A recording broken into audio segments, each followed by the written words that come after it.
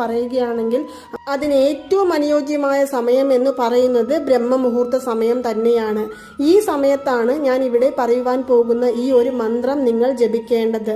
മന്ത്രം ഇതാണ്: ഓം ഐം ഹ്രീം ശ്രീം ശ്രീ മാത്രേ നമ.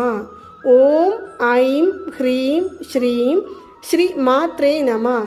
ഓം ഐം ഹ്രീം ശ്രീം ശ്രീ മാത്രേ നമ എന്നുള്ള മന്ത്രമാണ് നമ്മൾ ചുരുങ്ങിയത് 108 തവണ ചൊല്ലേണ്ടത്. നിങ്ങൾക്ക് 1008 തവണ ഒരു ദിവസത്തിൽ ചൊല്ലുവാൻ സമയമുണ്ട് എന്നുണ്ടെങ്കിൽ തീർച്ചയായും നിങ്ങൾ 1008 തവണ ഈ ഒരു മന്ത്രം ചൊല്ലാവുന്നതാണ്.